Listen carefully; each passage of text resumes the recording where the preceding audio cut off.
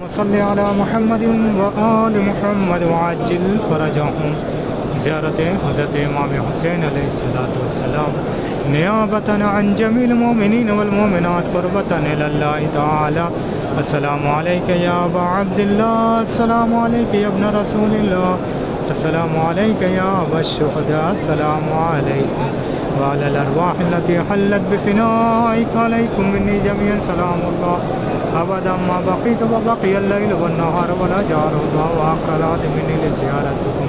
السلام على الحسين وعلى علي بن الحسين وعلى أولاد الحسين وعلى أصحاب الحسين. السلام عليكم ورحمة الله وبركاته.